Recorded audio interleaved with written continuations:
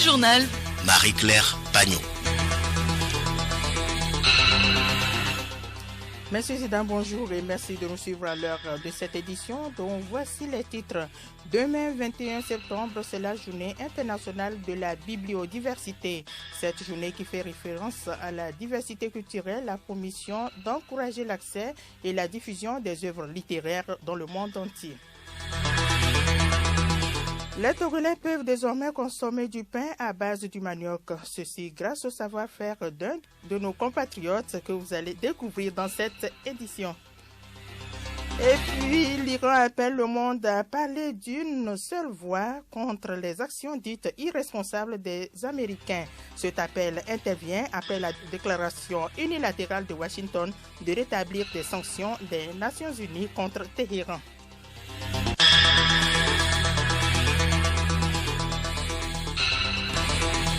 Radiolomé.tg.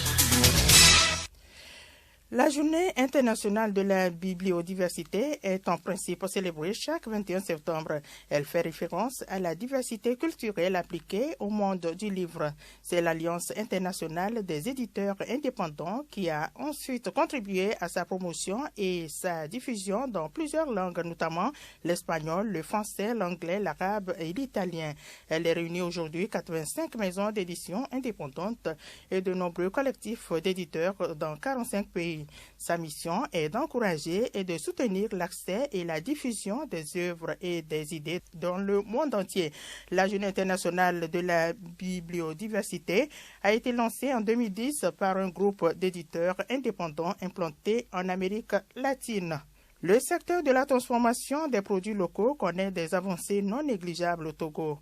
Le pain jusqu'ici à base de farine de blé est désormais fabriqué à partir du manioc et ceci grâce au savoir-faire de Daniel Komlanvi Agblefon, enseignant promoteur de la boulangerie-pâtisserie Glory Bread. On prend le manioc, on le met en farine. Après l'avoir mis en farine, dans la boulangerie même, nous avons tout là-bas. On prend pas la farine chez d'autres personnes. C'est nous-mêmes qui faisons la farine, nous-mêmes. Et puis on procède maintenant à l'incorporation de la farine là aux différents ingrédients qui peuvent faire lever la pâte, ajouter avec un peu de blé et puis paf, ça prend. Mais en pâtisserie, boulangerie, après le traitement de la farine même, on passe directement à la production. Ça marche correctement, impeccable. Le mois passé, quand nous avons fait le bilan d'un an, on a utilisé presque 2 tonnes de farine de manioc. Cependant, Daniel Agblevon rencontre quelques difficultés. Les gens de Dapon demandent à ce qu'on envoie ça là-bas. Mais c'est un pain normal qui fait 3-4 jours et puis ça prend la moisissure. À moins que vous le mettez dans un congélateur. Là. Mais comment faire pour que ça atteigne les gens de l'intérieur? Il faut former les boulangers qui sont à l'intérieur du pays. Moi seul, je ne peux pas le faire. Je ne peux pas faire la lutte là seul. Les boulangers n'ont qu'à se joindre à nous pour qu'on puisse les former également pour valoriser le manioc et les autres céréales dans leur région. Le problème de distribution, c'est le majeur problème que je rencontre actuellement dans la lutte que je mène. L'église de Pentecôte internationale du Togo a fait don de vivres aux populations de la commune du Golfe 7. La cérémonie de remise a eu lieu hier samedi en présence des autorités traditionnelles et administratives de la dite commune et des responsables de l'église. Anani Kodjo Degbe est le secrétaire général de la mairie du Golfe 7. L'initiative de ce matin est vraiment à saluer. La crise sanitaire qui sévit actuellement a d'énormes impacts socio-économiques sur notre population. L'Église internationale pentecôtiste du Togo vient à point nommé pour soulager nos chères populations. C'est vraiment un appui considérable qu'il faut féliciter. Nous disons un sincère merci à l'Église internationale pentecôtiste du Togo et au nom des chefs ici présents, au nom de la mairie Golfe 7, au nom de l'exécutif, M. Dikoun Kofi Aimé, nous disons un merci.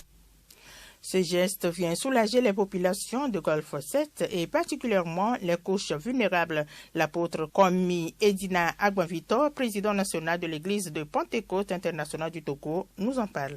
Nous avons un sac de maïs d'une contenance de 60 bols, puis un sac de riz de 50 kilos pour chaque chef. Avec une Bible, nous avons vu dans ces temps-ci, à cause de la pandémie du coronavirus, qu'il y a des gens qui ont perdu leur emploi, des gens dont les activités ont chuté et des gens qui sont affamés. Nous ne pouvons pas satisfaire tout le monde. mais c'est un geste pour démontrer l'amour de Dieu aux populations démunies. Nous allons pouvoir faire encore mieux. Au total, 26 villages de la commune bénéficieront de ce geste. Le journal Marie-Claire Pagnon. À l'étranger au Niger, le parti de l'opposant Ama Amadou vient de tenir 2 congrès dans la même ville d'Osso, à une centaine de kilomètres de Niamey. Malgré ses démêlés judiciaires, Ama Amadou a été investi candidat de son camp pour la présidentielle. Quant à l'autre, elle a désigné son nouveau président, Nouma Oumarou. L'Église catholique et la Commission nationale des droits de l'homme viennent d'alerter les autorités sur la recrudescence de la pratique de l'excision au Tchad, une pratique pourtant interdite par la loi. Leur message, la sensibilisation ne suffit pas, il faut faire appliquer cette loi et poursuivre en justice les exciseuses. Selon l'ONU, dans le pays, au moins 80% des filles sont excisées entre 5 et 14 ans. La campagne électorale pour le scrutin présidentiel du 18 octobre prochain en Guinée vient de commencer et les partis politiques de l'opposition serrent les dents et bandent les muscles. Ils tiennent coûte que coûte à terrasser le parti au pouvoir. 11 candidats ont créé le collectif des candidats pour l'alternance CCA. Depuis le coup d'État du 18 août dernier, la communauté économique des États de l'Afrique de l'Ouest a décidé de suspendre ses échanges financiers et commerciaux avec le Mali, à l'exception des produits de première nécessité. Cet embargo partiel n'est pas complètement appliqué, mais la CEDEAO menace d'un embargo total, cette fois-ci. Si la junte qui a pris le pouvoir ne nomme pas d'ici mardi prochain un président et un premier ministre civil. Une perspective redoutée notamment par les commerçants qui importent des produits de la Côte d'Ivoire. Pour eux, les conséquences se font déjà sentir. Le porte-parole du ministère iranien des Affaires étrangères a appelé le monde ce dimanche lors d'une conférence de presse à parler d'une voix contre les actions dites irresponsables des Américains. Ceci intervient après la déclaration unilatérale de Washington de rétablissement des sanctions des Nations Unies contre Téhéran. C'est une décision unilatérale des États-Unis annoncée par le secrétaire d'État américain Mike Pompeo dans la nuit de samedi à dimanche. Il prévient même que tout pays qui ne respecterait pas ou n'appliquerait pas cette décision s'exposera à son tour à des sanctions. Un message et une menace à peine voilée adressée aux autres États membres de l'ONU. Téhéran a réagi ce dimanche lors d'une conférence de presse. Le porte-parole du ministère iranien des Affaires étrangères a appelé le monde à parler d'une seule voix contre les actions irresponsables américaines. En Pologne, les divisions au sein du parti droit et justice sont apparues au grand jour lors du vote d'une loi sur la protection des animaux. Cette loi, à l'origine des divisions qui naissent au sein de la coalition, est composée de 5 mesures et 2 d'entre elles suscitent une grande émotion. La première, c'est l'interdiction d'élever des animaux pour leur fourrure à l'exception des lapins, et la deuxième, la restriction de l'abattage rituel. Ce dernier sera autorisé uniquement pour les besoins des petites communautés musulmanes et juives de Pologne. Économiquement, c'est une loi lourde de conséquences car le chiffre d'affaires des éleveurs concernés s'élève à plus d'1,5 milliard d'euros. La prestigieuse école italienne d'Asmara, capitale de l'Érythrée, a été fermée durant l'été 2020 suite à un conflit entre le gouvernement érythréen et les autorités italiennes. Cette école avait été fondée pour et par les colons italiens au début du XXe siècle, mais était devenue depuis l'indépendance en 1993 un établissement respecté où les élèves et les professeurs étaient majoritairement érythréens. Après la fermeture d'autorité des hôpitaux et dispensaires de l'Église catholique l'année dernière, c'est un nouveau coup dur porté à la coopération internationale dans ce pays fermé de la Corne de l'Afrique. Magazine à présent, la revente de terrain, objet d'interminables conflits dans nos sociétés. La double vente de terrain devient aujourd'hui un problème récurrent qui divise, disloque et brise les familles. Cette pratique peut même entraîner ou causer la mort. Que faire pour éviter au maximum donc l'acquisition d'un terrain litigieux? Élément de réponse dans ce magazine grâce Goto à Lisbert Barandao. Plusieurs propriétaires pour un seul et même terrain. La double vente est une situation qui n'épargne presque personne. Ils sont plusieurs à se faire prendre dans ce étau et très souvent, beaucoup en sortent perdants. Des avis de quelques citoyens ayant été victimes. Un midi comme ça, monsieur m'a appelé que j'ai écrit le numéro sur son terrain. Je lui ai présenté les papiers. Il a vu le reçu. Il a dit que j'ai raison, que c'est tout récemment seulement qu'on lui a vendu le terrain. Je connais un homme qui est dans sa maison il y a 10 ans. Récemment, il y a un monsieur qui a débarqué. Il dit voilà, c'est son terrain. L'histoire était obligée de se retrouver à la justice. Et cet oncle a dépensé beaucoup d'argent avant que l'histoire ne se décante. Cette histoire de double vente, c'est vraiment... Il y a des gens qui vendent des terrains sans les autres membres de la famille. Et des fois, c'est la décision de la justice qui prend le dessus. La double vente de terrain provient souvent des propriétaires terriens. Le chef du canton d'Aflao-Sagbado, Togbu Semekonao 4, témoigne et propose quelques solutions contre cette pratique. Les propriétaires terriens, après avoir vendu les lopins de terre, eux-mêmes complotent avec une autre personne qui vient réclamer que lui aussi, il doit hériter de ce terrain.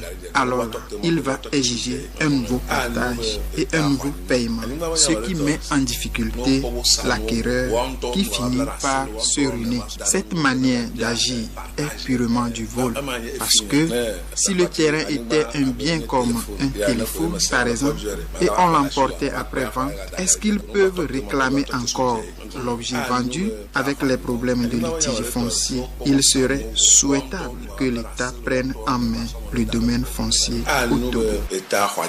Le spécialiste de la question Assi Eloge, juriste, collaborateur à l'étude de Maître Alaza Ibrahim, donne les causes liées à cette pratique. Dans les années 95-2000, les terrains coûtaient moins cher et les gens ont vendu à prix bas. Mais de nos jours, les terrains se vendent à coups de millions. Et les gens voyant cette différence entre les deux ventes, ils opèrent une double vente se disant que même si le premier acquéreur venait, il pouvait donner le reliquat de ce qu'il a vendu. Nous allons évoquer aussi l'ignorance et la négligence des acquéreurs. Que faire pour éviter d'acheter un terrain litigieux? Retrouvons Assi Eloge, le juriste. Il faut acheter un terrain immatriculé, comme l'exige le code foncier domanial en ses articles 161 et 162. Voilà. Deuxièmement, il faut vérifier est-ce que celui qui vous vend le terrain est-il réellement le vrai propriétaire? Est-ce que le terrain qu'il vous vend est un bien individu ou c'est un bien propre à lui? Est-ce que si c'est un bien individu, ça veut dire que c'est un bien de la collectivité. Il fait partie de plusieurs héritiers et il faudrait d'abord effectuer un partage. Mais s'il n'est pas le seul héritier et il vend ce bien pourrait être litigieux par la suite parce que les autres co-héritiers vont se lever après pour revendiquer le droit de propriété. Il faut aussi vérifier l'honnêteté du vendeur, surtout que de nos jours, le prix des terrains est très élevé. Et il faut s'approcher aussi du milieu, se renseigner auprès des riverains, auprès du chef, auprès des collectivités alentours pour voir réellement est-ce que ce terrain est libre.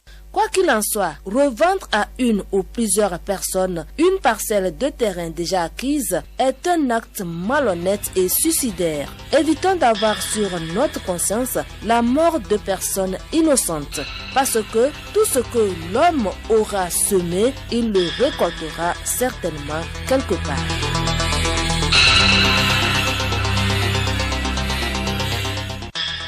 Merci à toi, Alice Berthe Bandao. Mesdames et messieurs, c'est sur ce magazine que se referme cette édition. Merci à vous tous qui l'avez suivi. Avant de nous séparer, le rappel des titres. Demain, 21 septembre, c'est la journée internationale de la bibliodiversité. Cette journée qui fait référence à la diversité culturelle a pour mission d'encourager l'accès et la diffusion des œuvres littéraires dans le monde entier. Les Togolais peuvent désormais consommer du pain à base du manioc. Ceci grâce au savoir-faire d'un de nos compatriotes. Et puis l'Iran appelle le monde à parler d'une seule voix contre les actions dites irresponsables des Américains. Cet appel intervient après la déclaration unilatérale de Washington de rétablir des sanctions des Nations Unies contre Téhéran.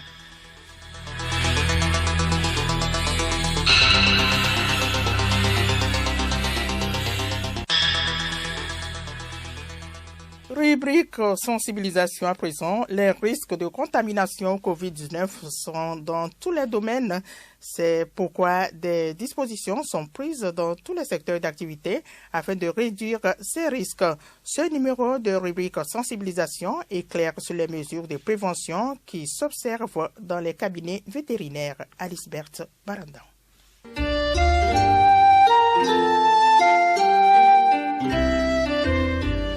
Le monde scientifique n'a toujours pas fini de connaître le coronavirus. La meilleure prévention est de mieux se parer contre ce mal du siècle, la Covid-19.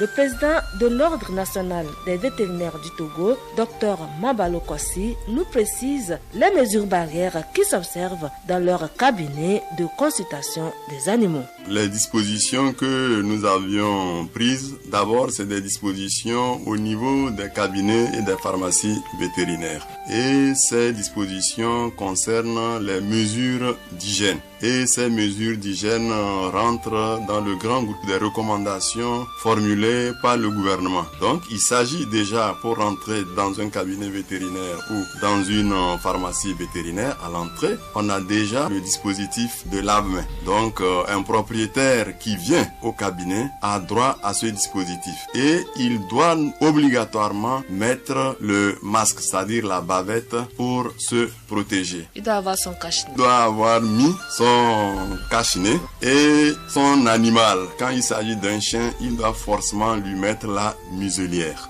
au niveau du museau. Il y a un thermoflash. On essaie de prendre la température du propriétaire de l'animal pour se rassurer quand même qu'il ne fait pas de la fièvre.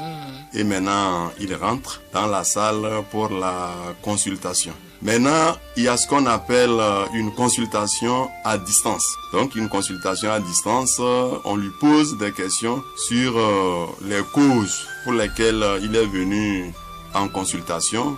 Si son chien ne mange pas, pourquoi il ne mange pas?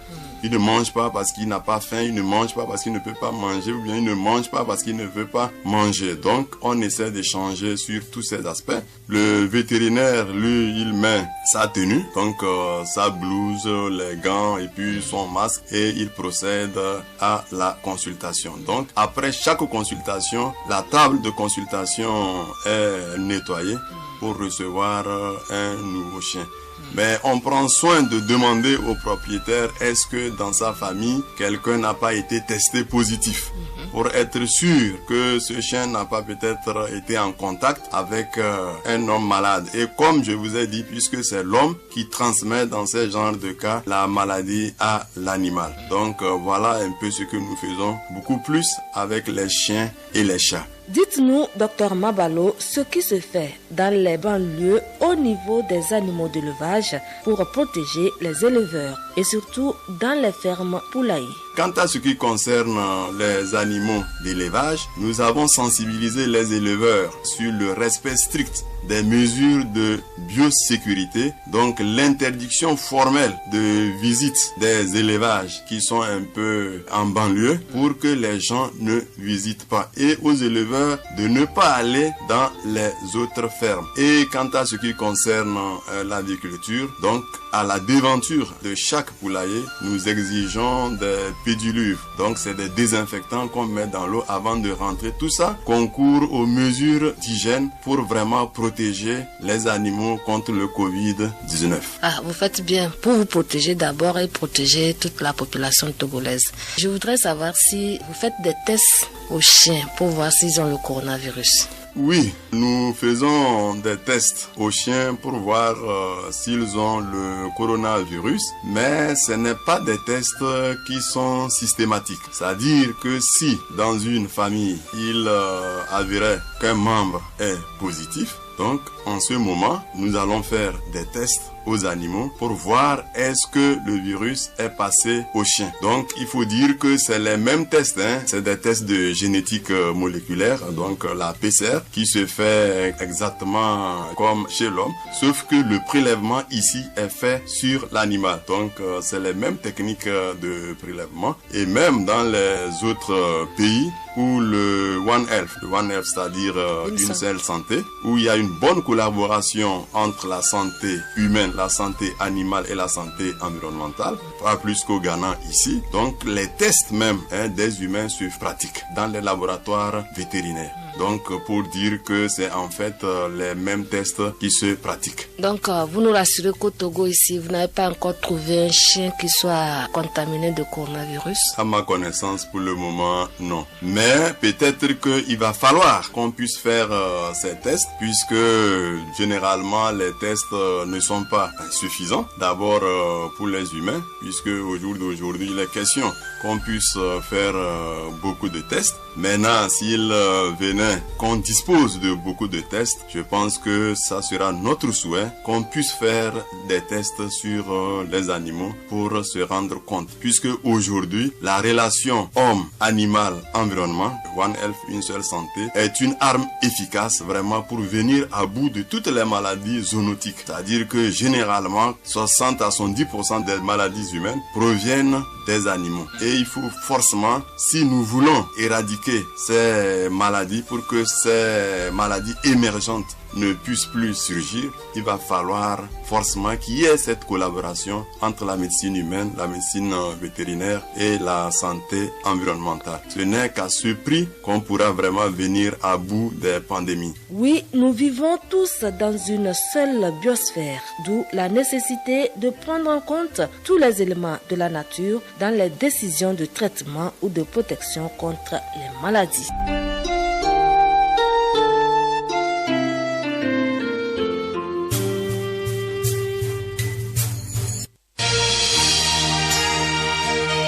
Radio Lomé, boîte postale 434, email radiolomé@radiolomé.tg. radiolomé.tg